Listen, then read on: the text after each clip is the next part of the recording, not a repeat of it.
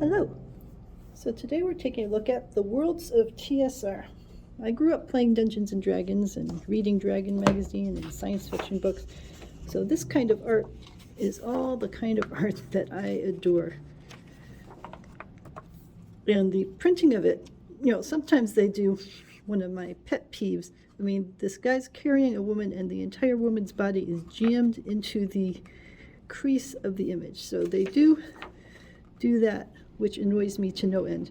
But the images in general are great. So, I don't like that they cut off the dragon's claw, and even the dragon's face, you're losing half of the horn in there. So I wish that they had put the pictures on single pages like these. I mean, you can still see the whole thing, or it'd be even better if it took up the entire page, but at least you aren't losing pieces of it into the crease. So we got a number of artists represented in here. Number of great images. There are all sorts of different kinds of dragons, if you're a fan of dragons. It is a high quality paper, nice and glossy. Love that image. And what's funny for me is because I read these books that I think about the stories when I see the images that were on the cover and so on.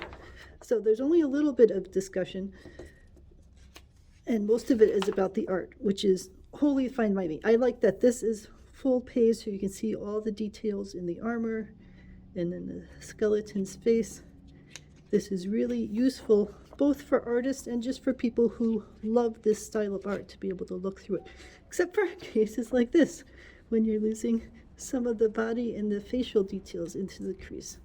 One has to ask, why would they do it? They could just print it full page or even half page. In my mind, it's better to print half page than to lose those details. This is great.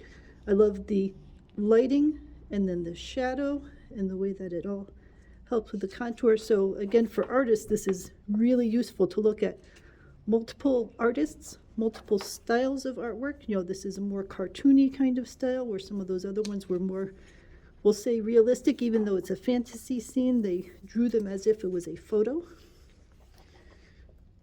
The use of light and dark here with the bright torches against the bluish background.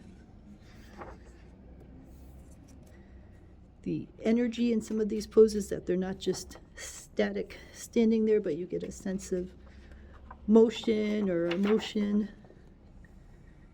And it's interesting to have some of them side by side so you get a sense of the, we'll call this a gentler style, where they are sort of posing, versus a more active style where you feel like he's about to fling something. And every artist has their own style, and certainly when they're doing book cover designs, they're working often on the very specific direction of the publisher, so they are often pigeonholed by that. But I like the range of options in here. Like the range of characters that are being portrayed.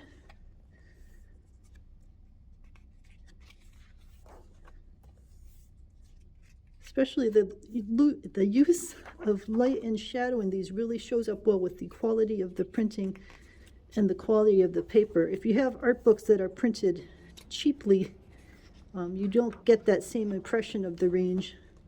Or, if you get magazines or things like that where they are focusing heavily on the quality of the printing, it's a vastly different experience with the color saturation and with the lights and darks and so on. So even if I have the Dragon magazines and the books, I like having this, like the black in this is just so deep against the brightness of the sky. But why? Why? One could say they're doing it to save money, but I would have rather that they put two images on a page so they were slightly smaller, but you get the entire image, versus having it slightly larger and losing important parts of the image. I like this style. That's part of the fun of it. This style is a very storybook style, sort of muted, and then they have other styles which are very dark and brash.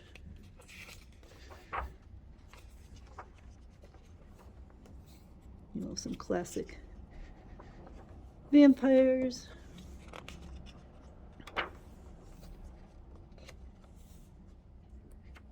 So you get a good collection in here. I happen to like the dragony things, but other people, oops, I think I just skipped one. Other people like the vampire kinds of things. Or, you know, it could be that for one period of your project, you're looking mostly for barbarian pictures, and then for another one, you're looking mostly for dragon pictures. So having this on your shelf gives you access to it over time when your interests might change. And also I appreciate that I have many books on fantasy art, and in some of them they mostly seem to focus on naked women that are all like 18 years old, white, and perfectly built. And this one has a much wider range of all styles of art, so that is very useful for me for the kinds of projects that I'm working on. And then some more science fiction-y ones. So I find this very useful in my library. I do refer to it.